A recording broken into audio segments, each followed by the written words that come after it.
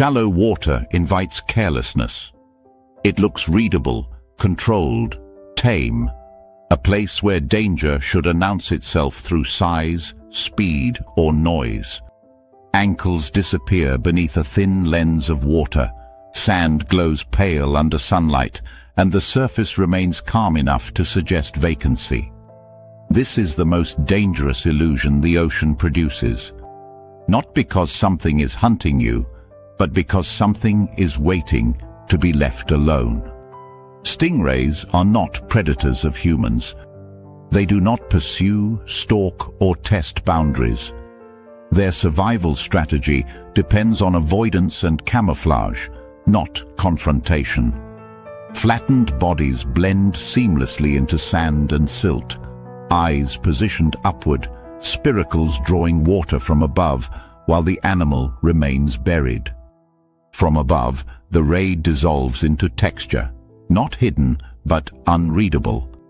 In this posture, it is conserving energy, regulating temperature, and avoiding attention. Until the moment it is surprised. The barb exists for one reason only: defense. It is not venom in the hunting sense. It is not deployed proactively. It is a trauma mechanism designed to create space instantly when escape is impossible. When a stingray strikes, it is not choosing a target. It is reacting to pressure from above, the most lethal direction in its world. The false safe moment happens at the shoreline. People wade rather than swim, trusting shallow depth as protection. Feet drag lazily. Attention drifts. The mind shifts into a recreational mode where threats are assumed absent unless proven otherwise. But stingrays do not move away dramatically when approached. They stay still. Their best defense against predators is invisibility, not flight.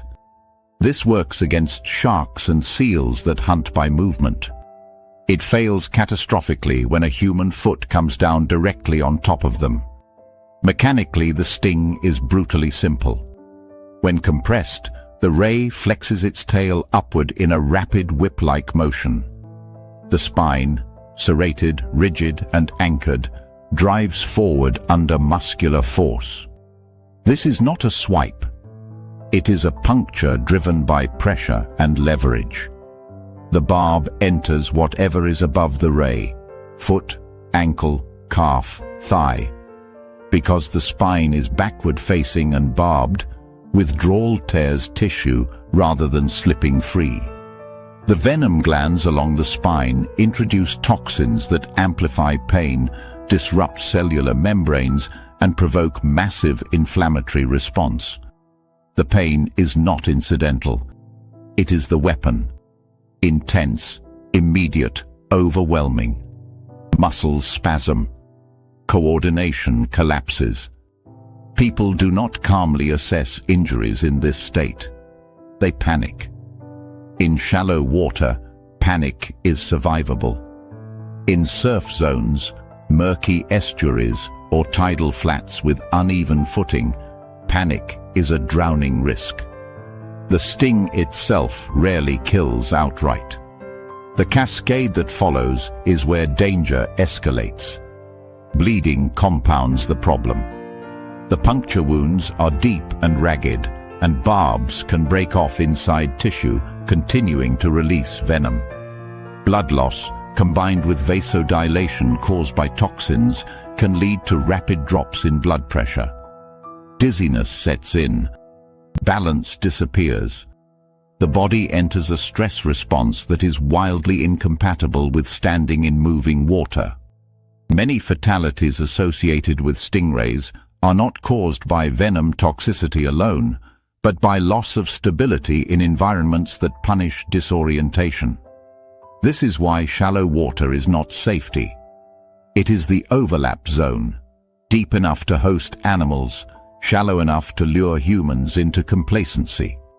The popular advice to shuffle your feet exists for a reason, but it is often misunderstood. Shuffling does not magically protect you. It works only under specific conditions: slow movement, consistent contact with the substrate, and enough vibration to alert a ray before you step directly on it. The goal is not avoidance through stealth, but communication through disturbance.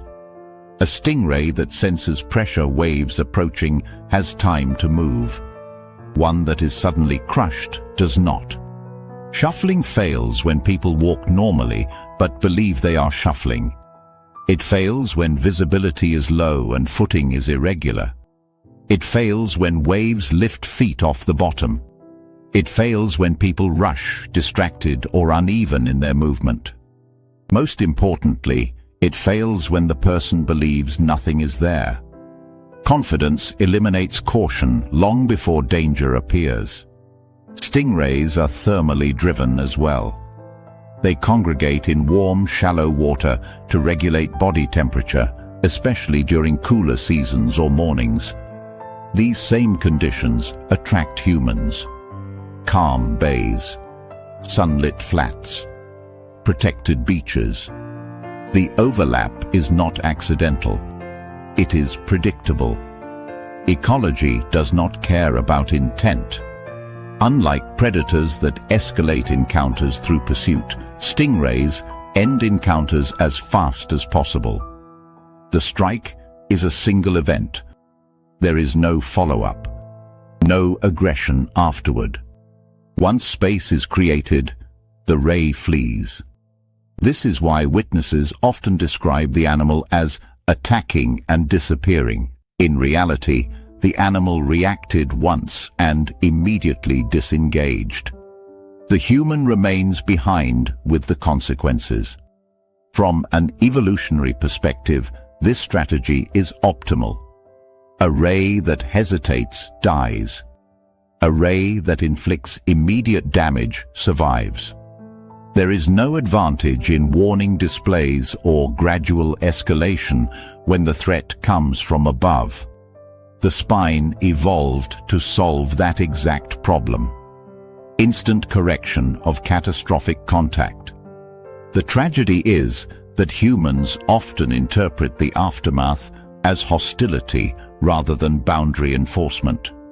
This misunderstanding leads to poor decisions, attempting to handle rays, dragging injured limbs through water, underestimating wounds because the animal is gone. Infection risk rises quickly in marine environments. Debris and bacteria enter puncture sites. Improper first aid worsens outcomes. But the deepest lesson stingrays teach has nothing to do with venom or barbs. It is about perception. Humans rely heavily on vision to assess safety. In aquatic environments, vision is the least reliable sense. Sand hides shape. Light refracts. Stillness erases outlines. The absence of visible threat is not evidence of safety. It is often the condition that enables injury. Most stingray injuries occur in moments of confidence. When people stop scanning, when they stop thinking about where they step, when familiarity overrides respect. The ray did not appear suddenly. It was there the entire time. The final truth is uncomfortable but necessary. You are not stung because the stingray attacked you. You are stung because you surprised it in a space where surprise is lethal. The ocean does not warn gently. It punishes assumptions with physics and biology. Most hits happen when you believe nothing is there. A dingo does not rush you. It does not explode from cover or announce itself with noise. When people talk about dingo attacks, they often describe them as sudden, confusing, or inexplicable, as if the event materialized out of nowhere. That perception is the failure. By the time the encounter feels sudden, the encounter is already late. The ambush has been running quietly for minutes, sometimes longer, and it has nothing to do with physical force. It is social pressure applied to space. Dingoes are not built to overpower large prey alone. Their strength is coordination without spectacle. They do not need constant pursuit, nor do they need to maintain visual dominance. Instead, they shape movement. They influence direction.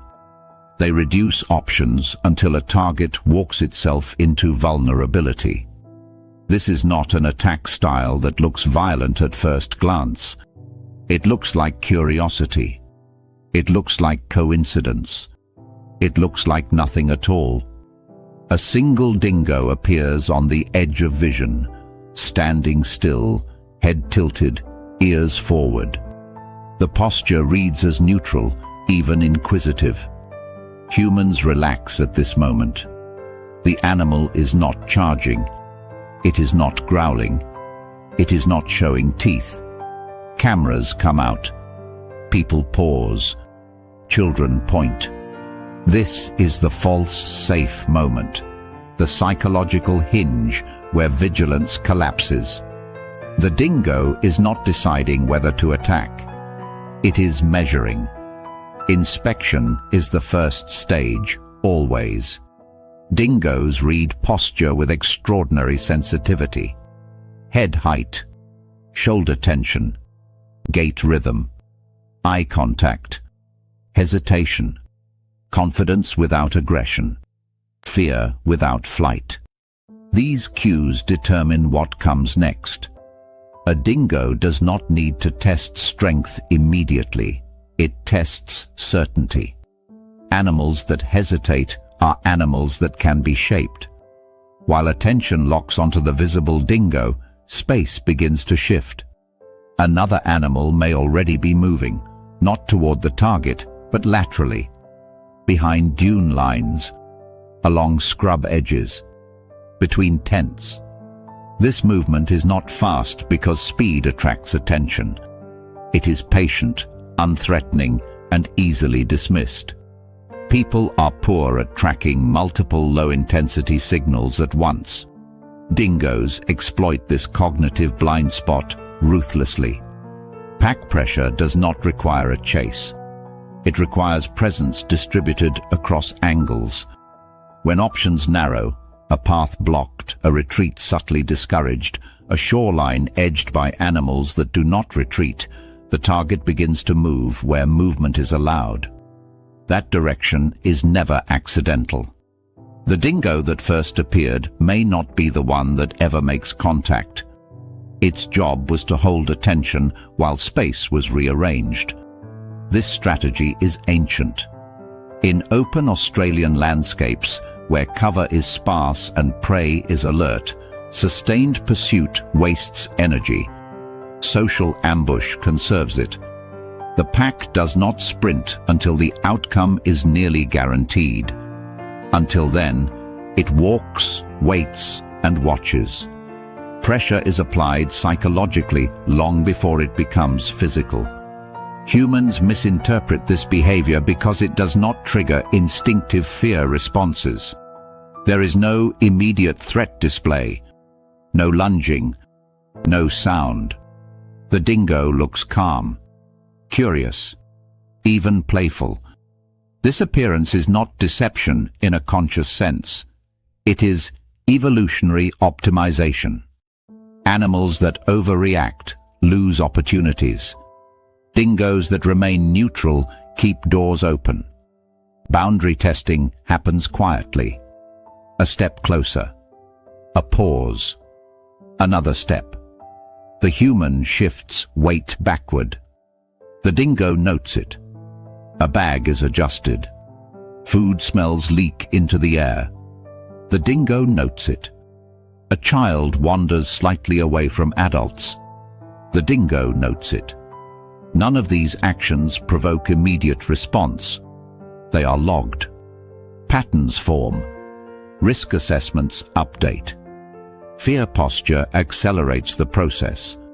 Not screaming panic that often repels animals, but uncertainty. Half steps. Frozen indecision. Retreat without confidence. Dingoes read this as permission. Prey that does not commit to direction is prey that can be redirected. The animal does not need to attack to gain control. It needs only to influence. This is why beaches and campgrounds produce the most dangerous encounters. These environments compress movement naturally. Dunes, waterlines, tents, vehicles and vegetation create corridors. Dingoes understand these geometries intimately. They patrol them daily. Humans enter as temporary occupants, unaware that their movement options are already constrained. Add food smells, barbecues, scraps, wrappers, and the inspection phase intensifies. Food lowers thresholds. Familiarity removes fear. Children are at higher risk, not because dingoes target them, but because children move unpredictably and signal vulnerability unintentionally. Running, laughing, crouching, dropping objects. These behaviors resemble prey testing its environment. In a pack context, this draws attention without requiring aggression. Adults often misread this interest as harmless curiosity until proximity becomes uncomfortable. By then, space has already been shaped. The critical misunderstanding is believing that danger begins with teeth. In dingo encounters, danger begins with attention. Once attention is sustained without resistance, the interaction progresses. Resistance does not mean violence. It means clarity, confident posture, controlled movement, group cohesion, maintaining space deliberately rather than reacting impulsively. These signals interrupt the inspection phase. Without them, the process continues. Ecologically, this strategy makes sense. Dingoes evolved as apex social predators in environments where energy efficiency determines survival. Injuries are costly. Failed attacks are dangerous. A system that reduces uncertainty before committing is favored. Social ambush achieves this by letting prey expose its own weaknesses through behavior rather than force. This is also why so many incidents feel confusing afterward. Survivors often report that nothing seemed wrong until suddenly it was. That perception is accurate because the critical events occurred in the social layer, not the physical one. The person was guided, not chased. Pressured, not attacked. The body was compromised before the teeth ever mattered. The rule that emerges is precise and non-negotiable. The first stage is always inspection. If you recognize it early, the interaction can end there. If you mistake inspection for innocence, you allow the process to advance. Dingoes do not need to rush. Time works for them. Humans are the ones who grow uncomfortable, distracted, careless. The dingo is not a monster. It is a social strategist operating within ecological logic. It reads space the way humans read maps. When it appears relaxed, that is not safety. It is assessment. When it lingers, it is not lost. It is waiting. And when movement begins to feel subtly guided rather than chosen, the ambush is already complete. The mistake is believing that danger looks violent from the start. With dingoes, danger looks curious, calm, and patient.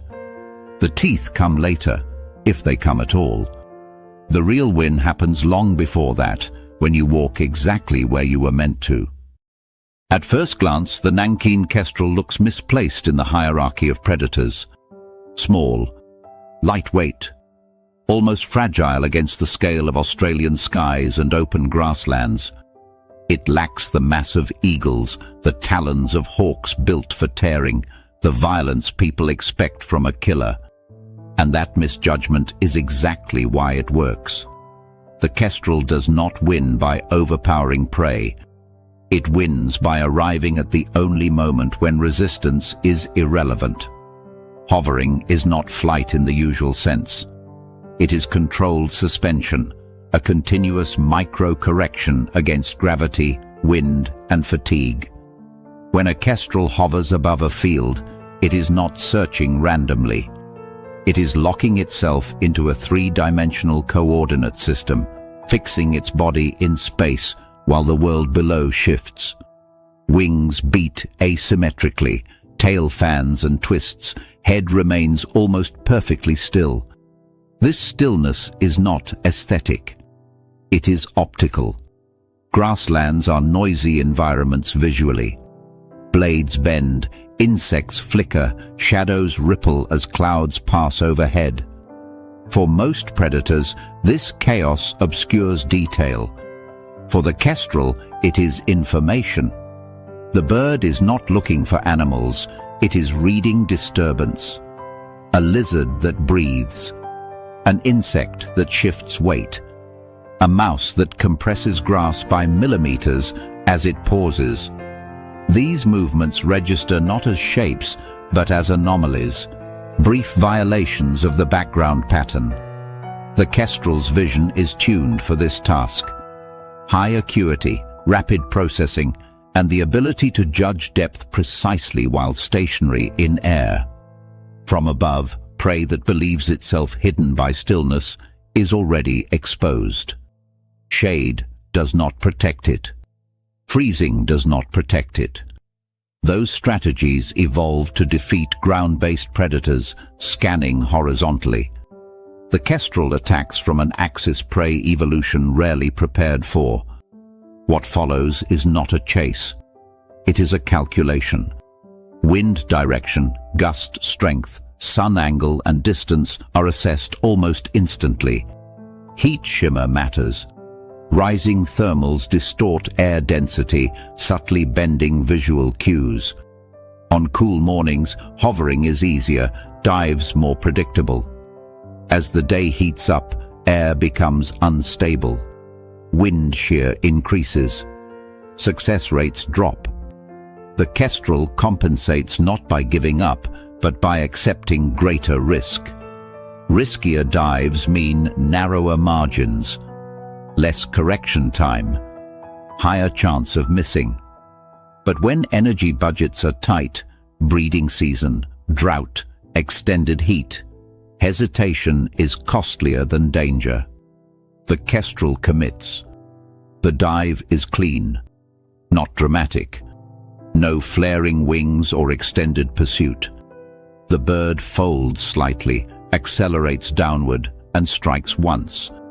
Talons close with surgical precision at the base of the skull or along the spinal column. Death is immediate or functionally so. There is no prolonged struggle, no tearing, no display of dominance. The prey is neutralized before panic can even escalate. This is the defining difference between precision predators and power predators. Power extends the fight. Precision removes it.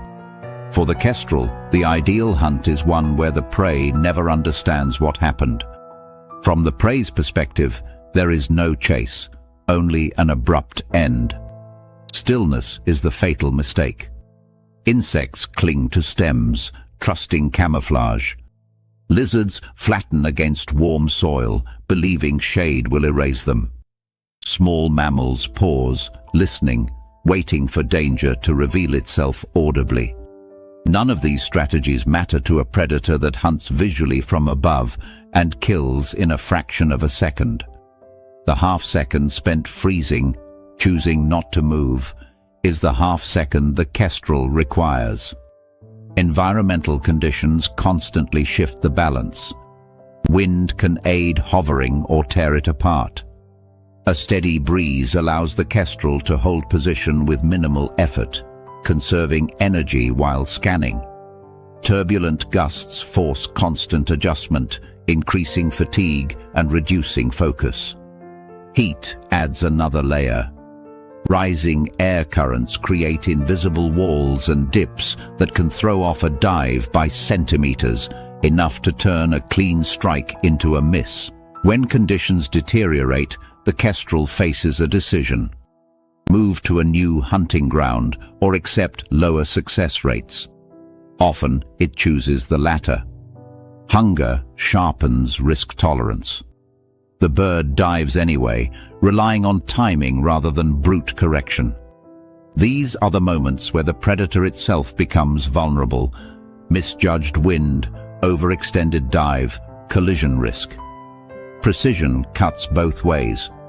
Yet even under poor conditions, the kestrel's advantage remains timing.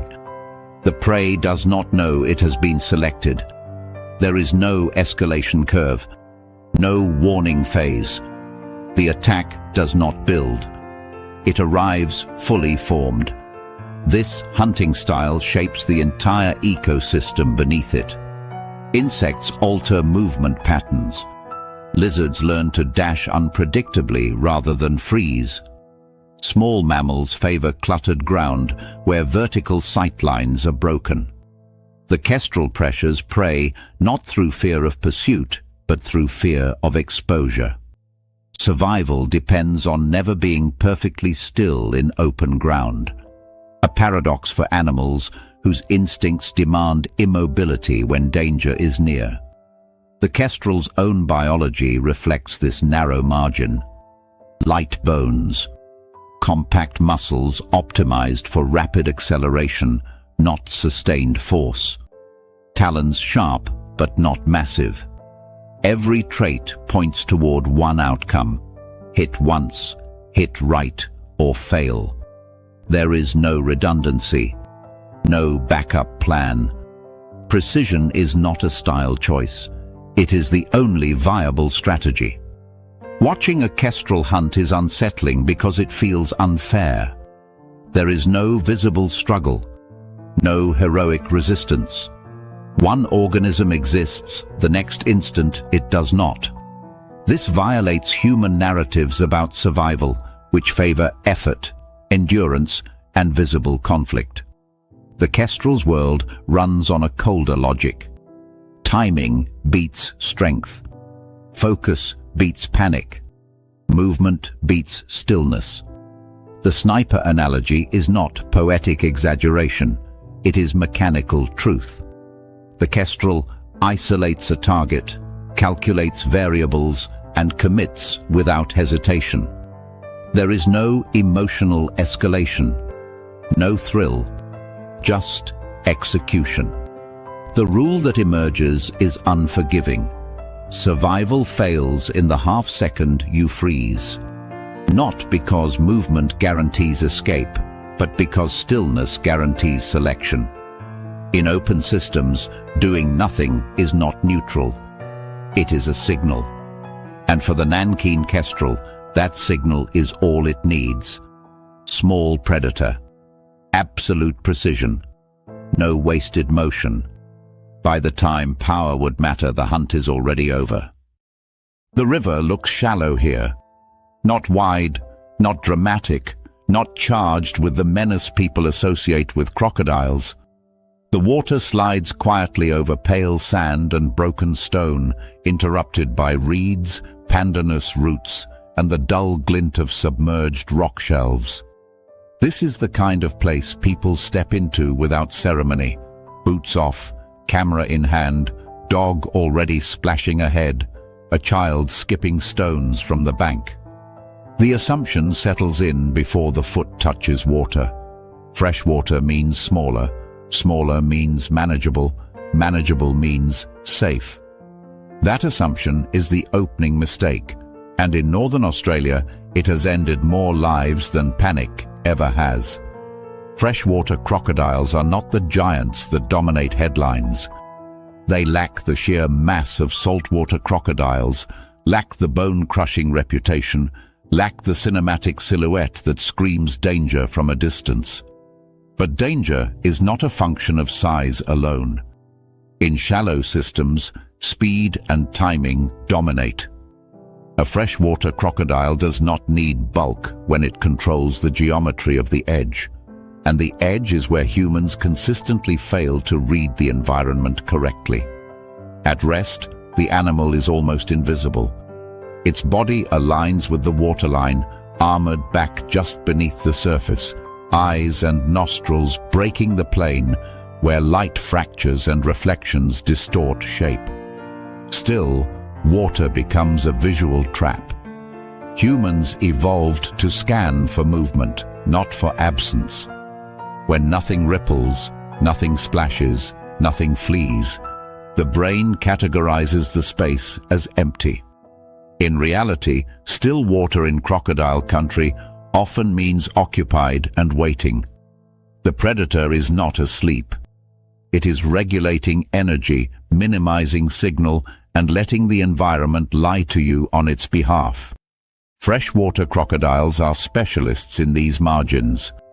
Their narrower snouts, lighter frames, and higher muscle-to-mass ratio give them an advantage in confined, shallow systems where acceleration matters more than sustained force. They do not charge blindly. They position.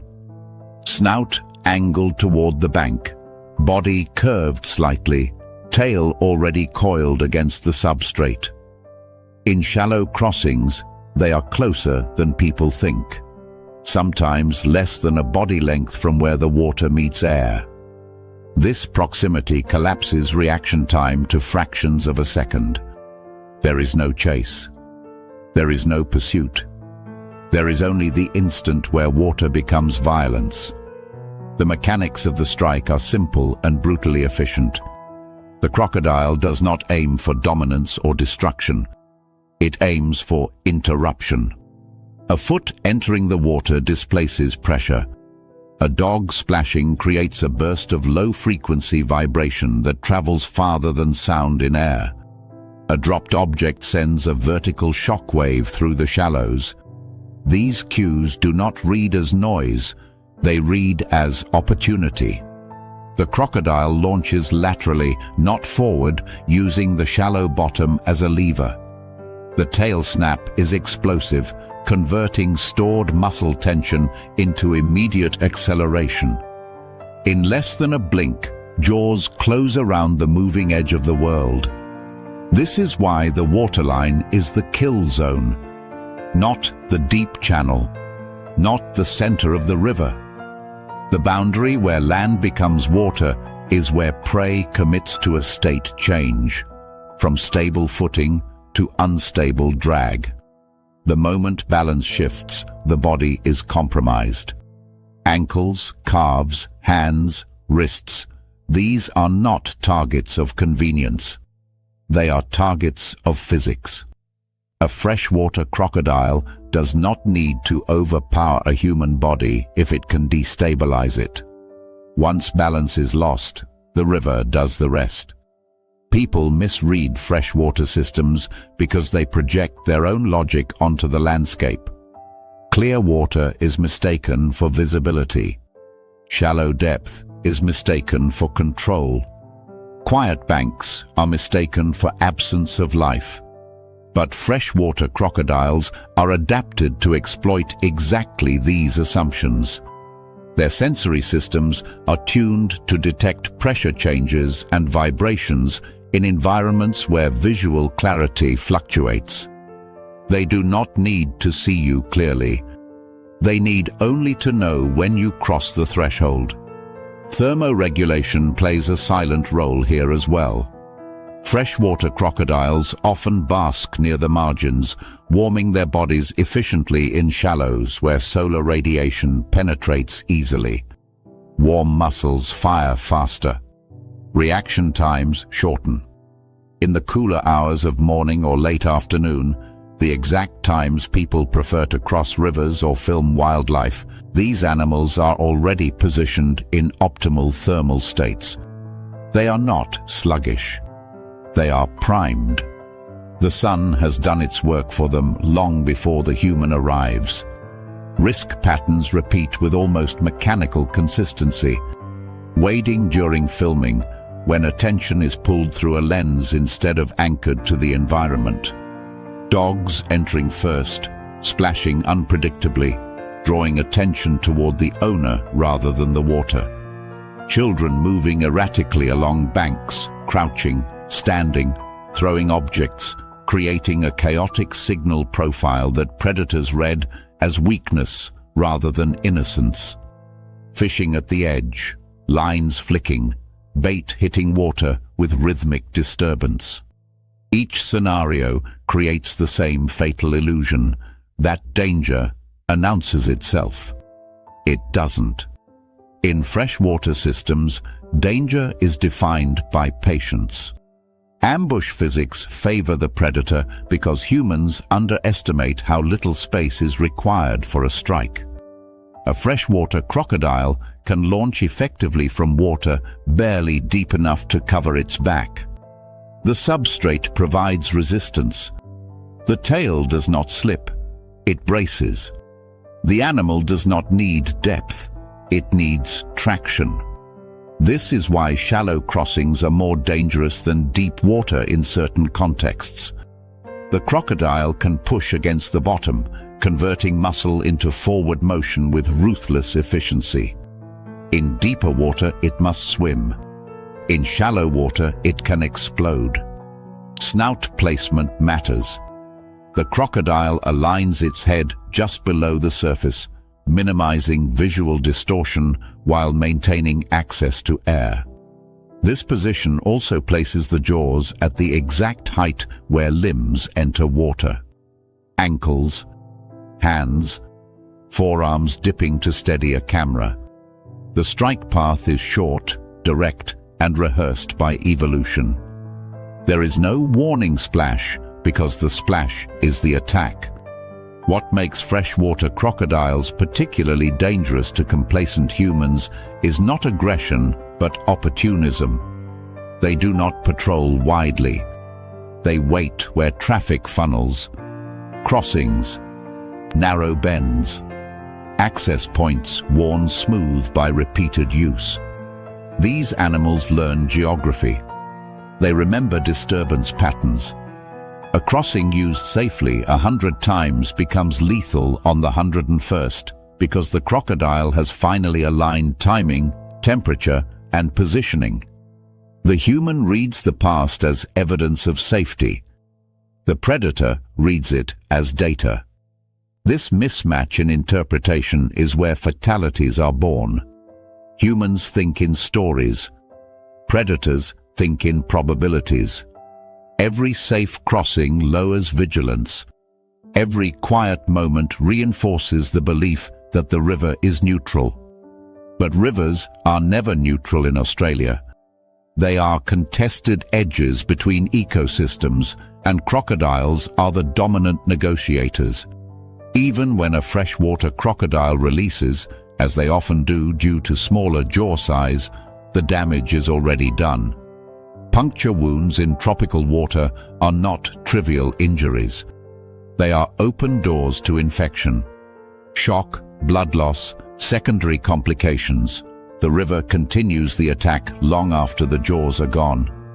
Survival becomes a cascade of delayed consequences rather than a single dramatic event. The final rule is simple and unforgiving. The edge of water is never just scenery. It is not a line on a map. It is a dynamic interface where physics, biology, and human error intersect. In Australia, the most dangerous step is not into deep water, but into shallow certainty. The freshwater crocodile thrives on that certainty. It does not need you to panic. It needs you to believe the river is empty. And the river is never empty. There are predators that dominate through spectacle, speed, noise, visible intent. The carpet python is not one of them. It does not posture. It does not patrol. It does not telegraph danger through movement or sound. Its power lies in subtraction, removing motion, removing heat signatures from obvious places, removing any signal that a hunt is even occurring. In ecosystems crowded with warning colors, alarm calls, and violent encounters, the carpet python survives by refusing to look like a predator at all. Most people imagine snakes as active hunters, tongues flicking, bodies coiled in anticipation, eyes locked forward. That image is comforting because it implies detectability. The carpet python rejects that bargain. It hunts by becoming furniture. A curved branch, a roof beam, a shadowed fold in a tree hollow. Its body relaxes into the geometry of the environment so completely that even experienced observers misclassify it as background. The animal is not hiding in the way prey hides. It is occupying space so convincingly that nothing thinks to question its presence. This is why carpet pythons are encountered rather than found. People do not see them. They arrive at the same place at the same time. Warmth is the common denominator. Tree hollows that hold daytime heat, roof spaces that absorb solar radiation and release it slowly into the night, creek edges where water moderates temperature swings. These are not random resting spots. They are thermal investments. The python positions itself where energy is conserved and prey is forced to pass close. Birds returning to roost, mammals seeking shelter, rodents following habitual routes along walls and beams. The hunt is passive not because the snake is inactive, but because the environment is doing the work. Thermoregulation drives everything. As ectotherms, carpet pythons do not generate their own heat. They borrow it strategically. During the day, they remain motionless, pressed into insulated cavities where body temperature stays within a narrow, efficient range. As night falls and ambient temperatures drop, stored warmth becomes a currency. The snake can move without rapid cooling. Muscles respond cleanly. Reaction time remains sharp. This is why so many encounters happen after dark, when humans assume danger has gone to sleep. In reality, the thermal math has flipped and the python's window has opened. Movement, when it happens, is almost insulting in its subtlety. A slow uncoiling, a slight repositioning of the head. No sound, no scrape, no warning vibration. The animal does not rush because rushing creates information. Instead, it waits until proximity collapses the margin for escape. Prey makes the final commitment, stepping fully into the space, lowering its guard, inserting a limb into shadow. The python does not close distance, it closes options. The strike itself is fast, but not dramatic. There is no venom, no tearing, no visible blood. The jaws open, recurved teeth find purchase, and the body follows in a controlled surge. What happens next is often misunderstood, even by people who think they know snakes. Constriction is not about crushing bones. It is not about suffocation in the cinematic sense. It is about shutting down circulation. Each coil tightens in response to the prey's heartbeat. With every exhale, pressure increases incrementally, preventing full inhalation on the next breath. Blood pressure spikes, venous return collapses, and consciousness fades not from lack of air, but from lack of oxygenated blood reaching the brain. Panic accelerates this process. In nature, prey often thrashes, struggling violently against the coils. That struggle is interpreted as a signal. The snake tightens reflexively, responding to movement with increased force. Humans repeat the same mistake instinctively, pulling away, twisting, trying to pry coils loose with bare hands. Each motion feeds the mechanism designed to end the encounter quickly. The python is not angry. It is efficient. Movement equals resistance. Resistance equals tightening. The loop closes. This pattern plays out repeatedly in homes, sheds, and gardens because humans replicate the exact behaviors prey exhibit in the wild. Reaching into dark gaps to retrieve tools, clearing roof spaces without visibility, lifting tarps, bins, or firewood piles that have absorbed heat all day. The mistake is not ignorance of snakes. It is assumption of emptiness. Darkness is misread as absence rather than concealment. The hand goes in first. Vision follows later, if at all. Night heat amplifies this risk. As structures cool unevenly, warm pockets persist.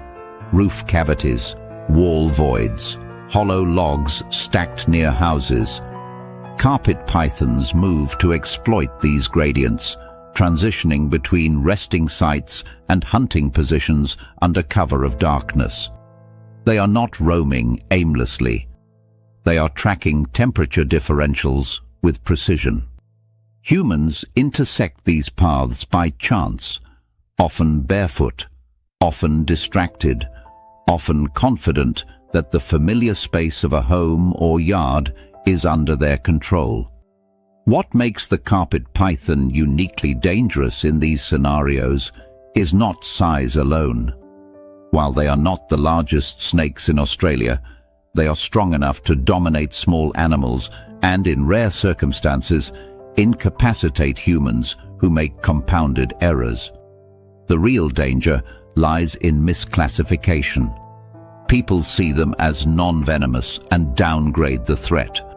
Non-venomous becomes non-lethal in the mind, and non-lethal becomes manageable. This is a catastrophic chain of reasoning. Constriction does not need toxins. It needs time, leverage, and a confined space, all of which are abundant in human-built environments. Ecologically, carpet pythons are stabilizers. They regulate rodent populations, control invasive species, and recycle biomass quietly and efficiently. They are not aggressive by nature, nor are they interested in conflict. But their evolutionary success depends on remaining unnoticed until contact is unavoidable.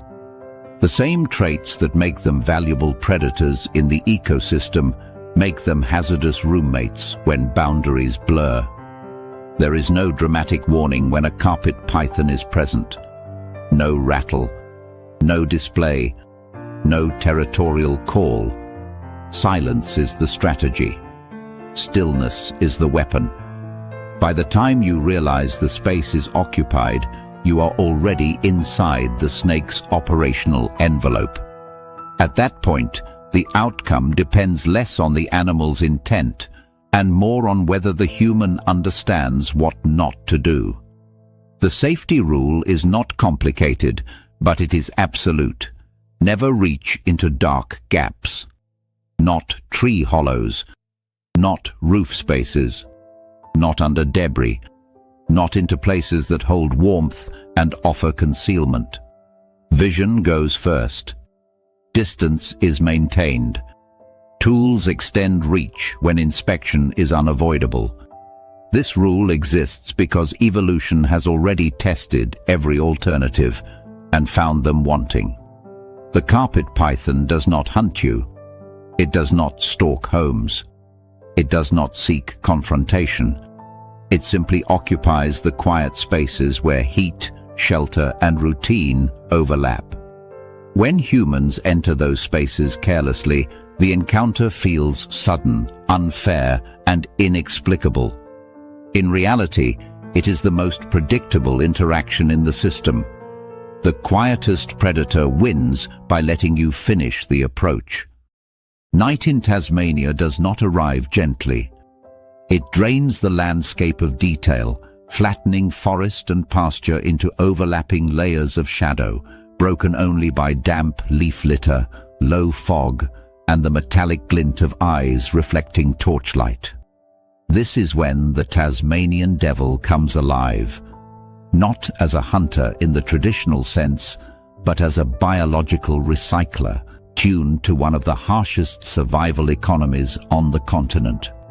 Devils do not stalk prey across long distances or bring down animals larger than themselves with precision. They arrive where something has already gone wrong. The devil's role is opportunism refined to an extreme. It is not built for speed, nor for stealth in open terrain.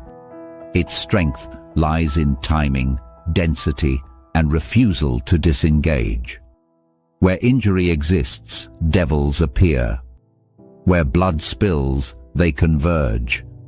In ecosystems shaped by cold nights, limited resources, and intense competition, the devil's evolutionary advantage is simple. Turn other animals' losses into fuel, and do it faster than anyone else. Physically, the Tasmanian devil is unimpressive at first glance. Low to the ground, stocky, with a gait that looks inefficient and almost clumsy. But that assessment collapses the moment its jaws close.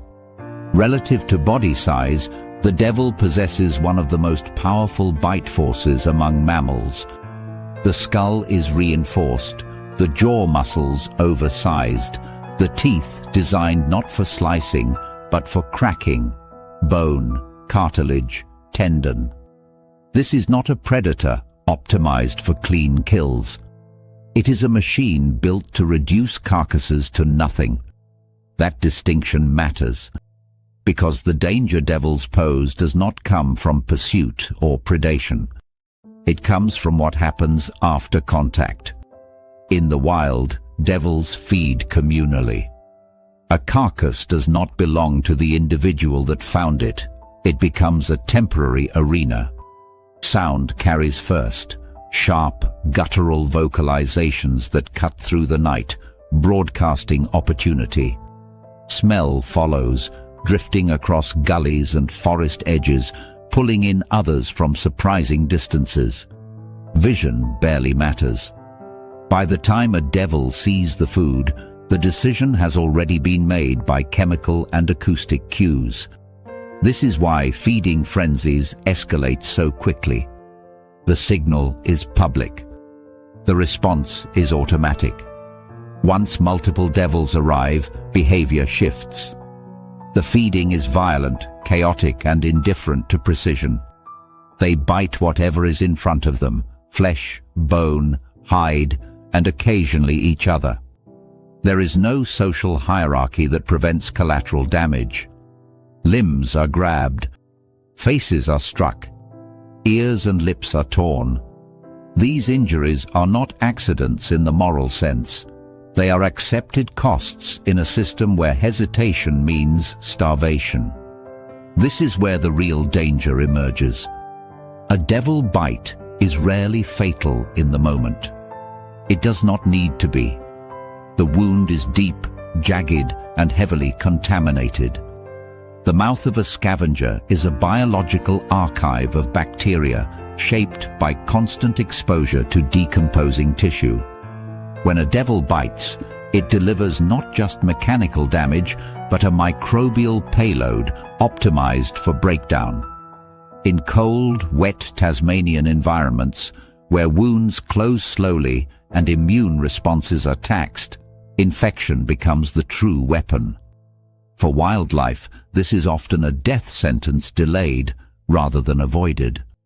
An animal escapes the initial confrontation only to succumb days or weeks later as infection spreads, mobility declines, and feeding becomes impossible. The devil does not pursue. The ecosystem finishes the job. Humans misinterpret this threat because it does not fit the cinematic template of danger.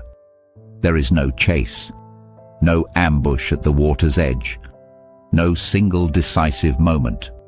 The injury feels minor, a nip, a puncture, a tear. Pain spikes, then fades. Adrenaline convinces the victim that the worst has passed. In reality, the fight has just begun, and it will be fought invisibly at the cellular level. This is the pattern that defines survival in harsh systems. Outcomes are decided after the encounter, not during it. The Tasmanian devil embodies this principle more cleanly than almost any other animal on the continent. It does not overwhelm prey with speed or stealth. It overwhelms resilience. It exploits the gap between injury and recovery and widens it until collapse is inevitable. The feeding frenzy itself is not fueled by aggression so much as automation. Devils do not negotiate. They do not assess risk the way larger predators might. Once the sensory threshold is crossed, enough sound, enough smell, the behavior locks in. This is why collateral bites are so common. A limb that moves looks like food. A face that enters the feeding radius is treated the same as a carcass edge. The devil is not targeting, it is processing. This mechanical indifference is what makes human encounters particularly dangerous. People who stumble upon feeding devils often underestimate how little space they need to trigger a bite. Reaching toward a carcass, attempting to scare animals off with noise, or stepping between individuals creates exactly the stimuli that escalate the frenzy. More sound, more movement, more confusion. The animal does not recognize intent. It recognizes opportunity. Noise and blood create a crowd. This rule is not metaphorical. It is ecological law. Devils have evolved in a system where hesitation costs calories and calories mean survival. When the signal appears, they respond without restraint. A single animal becomes many. What began as a quiet roadside carcass becomes a knot of snapping jaws and thrashing bodies in minutes. The danger extends beyond the immediate scene. Tasmanian devils are vectors of conflict even when unseen. Their presence shapes how other animals behave around carcasses, altering scavenger hierarchies and timing. Smaller scavengers rush in early to avoid competition. Larger ones delay or avoid entirely. This compression of feeding windows increases injury rates across species, amplifying the role of infection as a selective pressure in the ecosystem. The devil's own biology reflects this brutal economy. Their immune systems are robust but not invincible. The same feeding behavior that makes them successful scavengers has also made them vulnerable to devastating diseases, most famously transmissible facial tumors spread through biting. This is not an anomaly. It is the cost of a lifestyle built around contact, damage, and persistence. The devil survives by pushing that cost onto others, until it can't. In this sense, the Tasmanian devil is not a monster, but a mirror. It reveals a truth that humans often resist. Survival is rarely clean. It is negotiated through attrition, infection, and delayed consequences. The animal that walks away is not always the one that wins. The rule that emerges from watching devils is stark but universal. Do not create signals you cannot control. Noise attracts attention. Blood anchors it. Once a crowd forms, individual safety evaporates. In Tasmania's night ecosystems, the most dangerous moment is not the bite itself, but the belief that a small wound is a small problem. The Tasmanian devil does not need to finish you. It just needs to start something the environment knows how to complete.